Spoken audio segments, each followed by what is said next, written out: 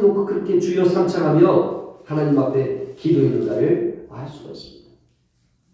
한마디로 말하면 하나님의 영광입니다. 한번 따라서 보세요. 하나님의 영광. 하나님의 영광. 제가 요즘에 말씀을 묵상하면서 꽂힌 단어가 이 영광이에요.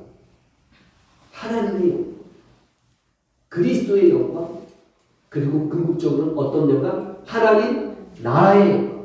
이 세 가지 영광입니다. 하나님이 이 기도의 사람 다니엘에게 보여주셨던 영광도 바로 그것이지 않았습니까? 다니엘서 6장 포로로 끌려와서 민족과 나라가 망하고 예루살렘이 멸망당하여 그 나라에 이 예루살렘 이스라엘 땅의 엘리트 중에 엘리트 국가의 이 아주 기둥이 될 수 있는 엘리트였던 다니엘이 힘없이 포로로 끌려와서 소망 없는 삶 속에서 그는 하나님 앞에 기도하였을 때 하나님께서 다니엘에게 보셨던 영광을 바로 이 세 가지 영광, 하나님의 그 얼굴의 영광, 그리고 그 앞으로 나오는 예수 그리스도의 영광, 그리고 예수 그리스도를 통하여 완성될 하나님 나라의 영광을 보았던 것입니다. 그 영광을 본 것입니다. 그 영광을 보고 다니엘은 살 소망을 얻게 된 것입니다. 그때 보았던 하나님의 영광을 보았을 때의 나이가 20대 청년이었습니다. 근데 우리가 지난주에 함께 나눴던 다니엘 10장 거기서 다니엘이 다시 어떤 영광을 보냐면 예수님의 영광을 보게 되었죠. 근데 이때 다니엘의 나이는 무려 90대 할아버지예요. 그간 70년의 세월이 훅 지나버렸습니다. 우리는 다니엘서를 읽으면서 항상 다니엘이 청년인 것 같죠. 그렇지 않습니까? 다니엘서 10장 이제 다니엘이 세상 떠나기 얼마 전입니다. 고레스 왕 때까지 살다가 이제 부름받았어요. 그러니까 인생의 종말이 주님 부를 날이 가까운 이 90대 할아버지 가운데 하나님이 다니엘에게 보셨던 영광은 예수 그리스도의 영광입니다. 그리고 예수 그리스도께서 영광 가운데서 다니엘에게 나타나시고 그리고 다니엘을 만져주셨어요. 물론 직접 만지지 않고 가브리엘 천사를 통하여 만지셨어요. 가브리엘 천사가 다니엘을 3번 만지고 깨닫게 하고 그리고 메시지 주셨죠. 어떤 메시지를 주셨습니까? 두려워하지 말라. 평안하라. 강건하라. 강건하라. 이 3가지 말씀을 주었습니다. 그래서 이제 다니엘이 이 90대 할아버지가 현실적으로 또 소망이 살아나가고 있습니다. 구체적인 내용은 제가 지난 주간에 말씀드렸죠. 이제 90 할아버지가 돼가지고 이제나 저제나 다니엘이 꿈꾸던 하나님의 영광이 실현될 가능성이 보였는데 이제 예루살렘으로 포로에서 귀환한 그 자기 동포들이 너무 숫자가 미미한 것도 실망이 되고 그 미미한 숫자가 포로에서 다시 예루살렘으로 돌아가시나 거기서 이제 그 사람들이 적은 숫자가 힘을 모아 성벽을 쌓고 예루살렘 성전을 다시 지으려고 했는데 사마리아 사람들이 방해를 해버리고 중단이 됐단 말이에요. 이제 곧 세상 떠날 날이 가까웠는데 하나님의 거룩한 산, 거룩한 성, 시온성 예루살렘의 회복이 되는 듯, 될 듯, 말 듯 안 되는 겁니다. 성전이 수보되어야만 거기서 하나님께 제사 드릴 때 하나님의 영광이 임할 텐데 그것이 아직도 미미한 겁니다. 그래서 너무 힘이 없어요. 할아버지로서 힘도 없지만 이루어질 것 같다가도 바라는 그리는 이 촛불 모양 아주 위태위태한 그 상황 속에서 다니엘이 너무나 힘이 없었던 것입니다. 그때 하나님이 다니엘에게 쉼과 소망과 용기를 불어넣어 주시는 방법이 뭐냐면 보약을 먹여주십니다. 어떤 눈에 보이는 어떤 초자연적인 생기를 불어넣어 주신 것도 아니고 바로 우리의 능력의 근원 되시는 영광의 부활의 예수님을 이 다니엘에게 구약 성도였던 다니엘에게 부활의 영광의 그 예수님을 미리 보여준 것입니다. 영광을 입으신 그 예수님의 모습을 보여주신 것입니다. 우리의 영원한 왕신 예수님을 보여주심으로써 다니엘 다시 일으켜 세우신 것입니다. 다시 다니엘의 힘을 내서 하나님 앞에 기도하고 마지막 때에 더 세밀한 환상을 보며 남은 여생도 그 영광을 붙잡고 살다가 부름받게 된 것입니다. 다니엘이 꿈꾸는 것은 여러분 세상의 영광이 아니었어요.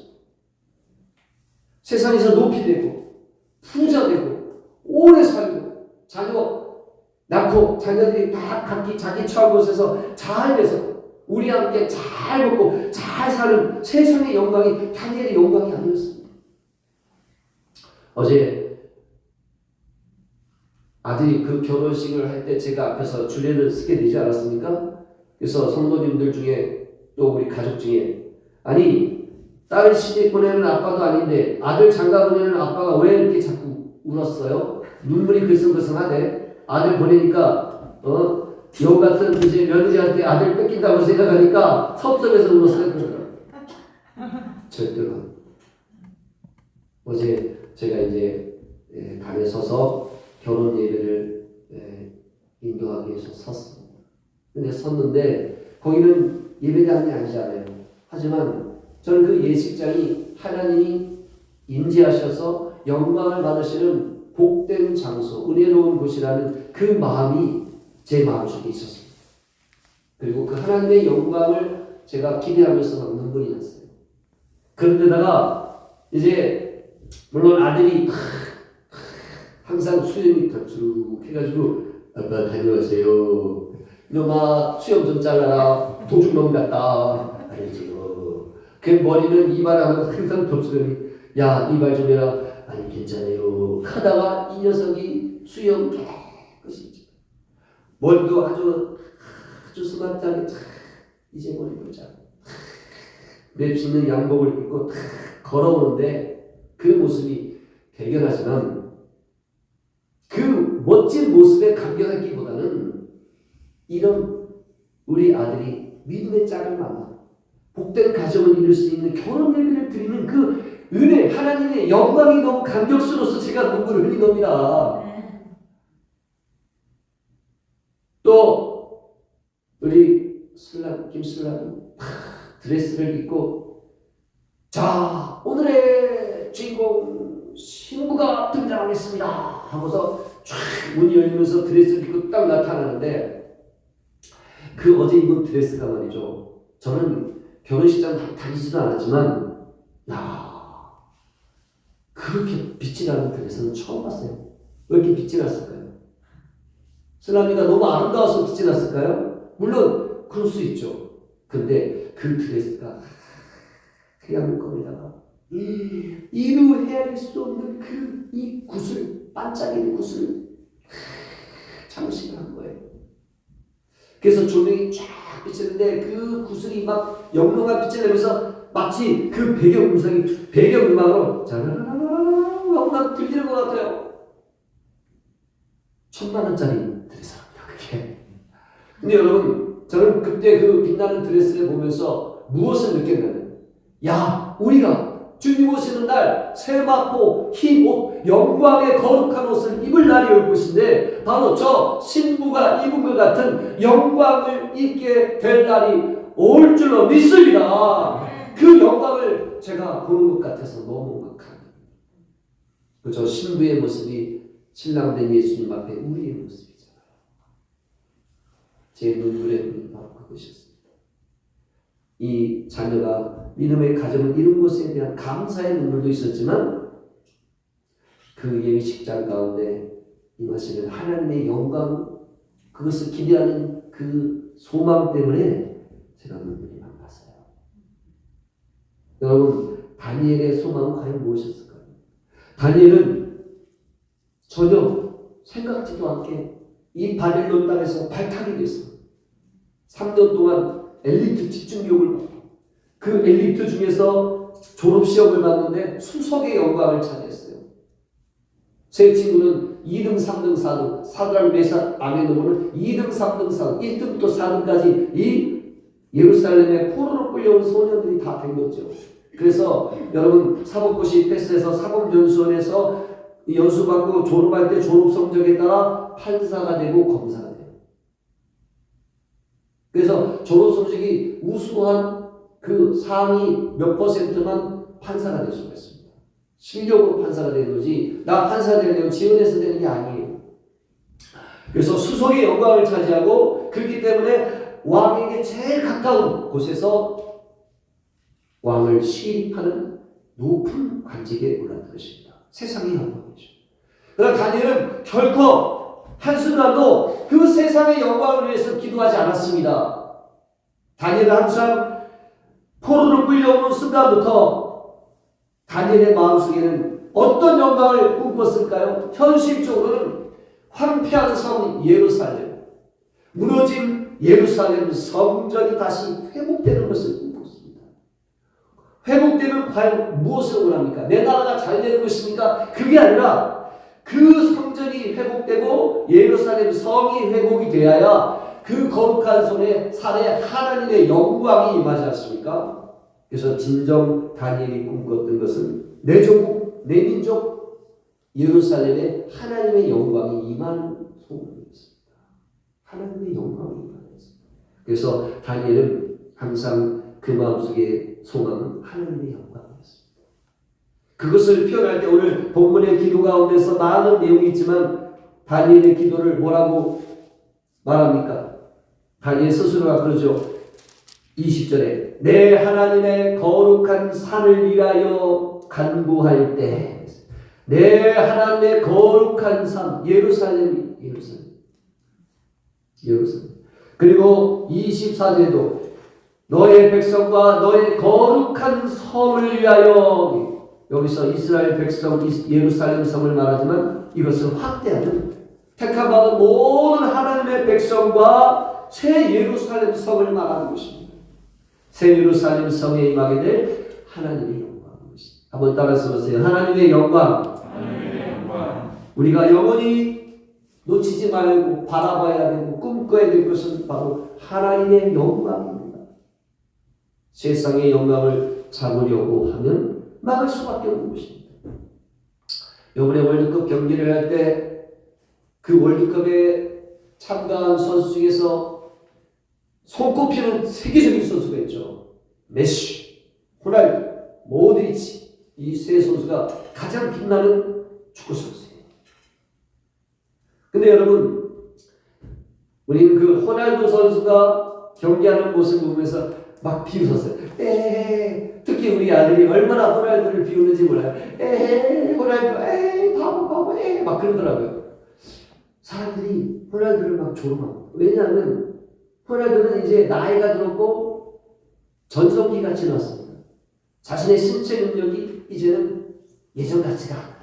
근데 호날두는 항상 지금 자기 나라 선수들에게 나에게 다오, 공을 나에게 다오, 내가 넣을게. 호날두는 자기 나라 팀이 이기는 것보다 무슨 영광을 더 꿈꿀까요? 월드컵에서 한 골 더 넣는 영광. 세상 사람들이 열광하는 그 영광을 소망합니다. 그 다 전 세계 사람들이 추하다, 추해. 자기 나라 선수가 골을 넣어도 별로 안 기뻐해요. 왜? 내가 넣어야 되는데. 그 뭡니까? 호날두는 아직까지도 세계 최고의 자리에 올라선 적이 있었는데 그 자리에서 내려올 생각이 없어요. 세상의 영광을 붙잡기 위해서 그런 행동을 하니 세상 사람들이 그것을 추구하게 되는 것입니다. 우리도 마찬가지입니다. 우리가 호날두처럼 세계 최일의 영광을 꿈꾸지는 않더라도 크고 작은 세상의 영광을 우리가 자꾸 잡으려고 했을 때 우리도 추한 모습이 될 수 있다는 것입니다. 이제 오늘 예배 마치고 오후에 아들 부부가 신혼여행으로 하와이를 갑니다. 하와이. 신혼여행 최고로 꿈꾸는 하와이를 간다고 했어요. 그래서 이제 코로나 기간에 예약을 딱 해가지고 아주 저렴한 가격에 예약을 해서 하와이 이 하늘 아래 지상 최고의 낙원으로 꿈꾸는 하와이. 미국 사람들이 제일 가고 싶어하는 휴양지 하와이. 그 하와이를 간다 이거죠. 예. 얼마나 멋있을까, 아름다울까. 흘러주는 춤에서 그냥 그 하와이의 그 우리 모습들을 TV로 많이 봤지 않습니까? 그 넓은 와이키키 백사장 쫙 끝이 없는 그 와이키키 해변 그 아름다운 모습. 어찌 보면 그것은 세상의 아름다움이고 세상의 영광입니다. 여러분 결혼했기 때문에 좋은 여행지 가서 그 결혼의 아름다운 추억을 간직하는 것 참 귀합니다. 근데 여러분 그 하와이가 저는 이 부부가 아들네가 세상 모든 사람들이 꿈꾸는 일본 최고의 휴양지 지상 최대의 낙원 하와이를 꿈꾸면서 가지만은 여러분 하와이는 양면성이 있다는 사실입니다. 그 아름다운 휴양지 이 밑에는 뭐가 부글부글 끓어오르죠? 언제든지 폭발할 수 있도록 준비가 되어 있는 용암불이 있다는 것입니다. 하와이 제남단에 지금 화산 폭발이 지금 간헐적으로 나타나고 있습니다. 그러니까 우리는 지상 최대의 낙원으로 전 세계 사람들 휴양지로서 첫 번째 꿈꾸는 이 하와이도 잘못했다가는 재수없이 가는 화산이 폭발해가지고 화산재에 놓쳐버릴 수가 있다는 것입니다. 이것이 아주 냉엄한 현실이고 세상의 영광에 헛된 것입니다. 우리가 그것을 생각하기보다는 저는 아들 레아한테 그걸 두려워하기보다는 너희가 아름다운 휴양지를 가서 이 신혼의 아름다운 추억을 쌓는 것은 귀하지만 그 하와이에는 뭐가 있냐면 그 세계 최고의 휴양지 하와이에는 전 세계 열방과 민족을 품고 땅끝 선교를 위하여 훈련하는 열방대학이 있습니다. 열방대학. 세계 최고의 휴양지에 아주 참 역설적이거든요. 거기에 전 세계를 품고 복음을 전하기 위하여 뜻을 갖지 않은 사람들이 훈련하는 이 사관학교가 있어요. 열방대학, Nations College라고 거기 있어요. 초교파 선교단지. 그래서 하와이 휴양지 가서 신혼의 추억을 쌓으면서도 저는 아들 부부가 거기에 열방대학이. 그러니까 우리 그리스도인들에게는 어떻게 보면 거기가 성지예요. 열방대학에서 뜨거운 불의 사명을 받고 밖으로 전 세계로 나가는 선교사들이 많아요. 통신도들도 많고. 그래서 하와이에 가서 그 아름다운 그 정말 이 하나 주신 환경 가운데서 참 주님을 찬양하고 행복한 시간을 보내면서 세상의 영광에 도취되지 말고 그곳에서 그 열방대학에 있는 하와이에서 온 세상에 임하신 보리라 그날에 주의 영광 가득한 세상 열방을 품에 안는 하나님의 영광에 도취된 그런 신혼여행을 저는 소망합니다. 오늘 본문의 말씀 속에서 다니엘이 약 한 70세, 80세 됐을 때 그때쯤에 아주 이제 7, 80대도 뭐 이제 완전히 세상 떠날 날이 가까우지 않았습니까? 언제든지 주님 앞에 갈 준비를 해야 된다는 거예요. 그럴 때 다니엘이 기도하다가 깨달은 겁니다. 다니엘은 이제나 제자나 이 바벨론에서 지금 10대 후반에 끌려가가지고 지금 그 세월이 약 한 60년이 지났어요. 한 80대. 이제나 제자나 예루살렘의 하나님의 영광이 임하는 그날을 꿈꾸며 기도하는 가운데 예레미야 선지자가 하나님께 받은 그 말씀을 깨달았어요. 비밀의 문을 열어버렸어요. 그게 뭐냐면 예레미야서에 나와 있는 그 하나님의 말씀이 이제 현실적으로 포로로 끌려간 세월로부터 70년의 세월이 되면 돌아간다라는 그 말씀이 깨달아진 것입니다. 아, 이제 곧 돌아가게 됩니다. 가슴이 막 부풀었어요. 야, 70년의 이 징계의 기간이 끝나고 돌아가게 되는구나. 막 가슴이 부풀어서 막 그 하나님의 영광을 바라보면서 막 이 할아버지가 말이죠. 막 가슴이 설레는 것입니다. 그러면서 깨닫는데 정말 70년이 딱 되면 돌아갈까? 그 마음도 참 의심도 되잖아요. 그래서 하나님 앞에 금식 기도를 시작한 것입니다. 그래서 오늘 여러분 금식 기도하면서 이제 하나님 앞에 기도해드립니다. 주여 들으소서. 주여 우리의 죄를 용서해 주세요. 그리고 뭐예요? 행하소서. 뭘 행하시라는 거예요? 무엇을 하나님 실천을 하라는 겁니까? 무엇을 성취하시라는 70년 끝나면 돌아간다는 약속을 성취하소서. 약속을 지켜주세요. 그래서 돌아가서 회복하고 성전 다시 짓고 하나님의 영광이 임하는 걸 보게 해주세요라고 지금 기도하는 것입니다. 그러니까 다니엘은 결국 그의 기도는 하나님의 영광이 빨리 다시 임하기를 간절히 소망하는 기도를 이렇게 드리고, 금식기도 이유가 바로 그겁니다. 그래서 이제 결론은 하나님 이제 곧 70년이 돼가는데 70년 딱 되면 정말 돌아가게 하실 거죠. 저는 정말 믿어요. 근데 이 기도를 드리기 전에 다니엘 9장 우리가 이 많은 내용을 쭉 함께 들으면서 대부분의 내용이 뭐냐면 회개 기도. 우리가 이렇게 끌려와서 지금 한 60년 지났는데 이렇게 지금 고난받고 징계 가운데 있는데 벌받고 있는데 고통과 눈물의 그 세월들을 보내고 있는데 이거 당연한 겁니다. 왜? 우리와 우리의 조상들이 그렇게 하나님의 말씀 안 듣고 거역하고 반역하고 하나님을 기쁘시게 안 하고 그렇게 죄를 졌습니다. 하나님 용서해 주세요. 용서해 주세요. 그 기도를 그렇게 하나님 앞에 드리는 것입니다. 그래서 회개의 기도가 대부분을 차지하죠. 회개의 기도. 말씀을 듣지 않았습니다. 거역했습니다. 범죄했습니다. 하나님 기쁘시게 안 했습니다. 용서해 주세요. 용서해 주세요. 그렇게 회개의 기도를 드리면서 여기서 참 다니엘이 하나님의 뜻에 맞는 기도를 드린 것은 이런 기도를 드립니다. 우리의 죄를 용서해 주시는데 이 기도를 하나님 앞에 드릴 때 저는 하나님의 공의를 의지하여 기도하지 않고 여호와의 긍휼을 의지하여 기도합니다. 놀라운 일입니다. 하나님은 이 다니엘이 말이죠. 구약 성도임에도 불구하고 다니엘은 하나님을 정확히 알았어요. 다니엘은 하나님이 그냥 무서운 하나님, 심판의 하나님, 정의의 하나님만 이신 것이 아니라 하나님은 공의의 하나님이시자 동시에 어떤 하나님? 사랑의 하나님. 그래서 이렇게 많은 회개의 기도를 드리면서 하나님께 하나님께 외치는 것은 하나님의 공의대로 우리를 행하시지 않고 하나님의 그 사랑을 따라 우리의 죄를 용서해 주실 줄 믿습니다. 그 하나님의 공의대로 우리를 심판하시지만 사랑의 하나님, 그 하나님의 사랑 우리를 그냥 내버려 두지 아니하고 70년 딱 되면은 돌아가게 하시지 않겠습니까? 우리는 하나님의 사랑을 의지하여 돌아가게 될 줄 믿습니다.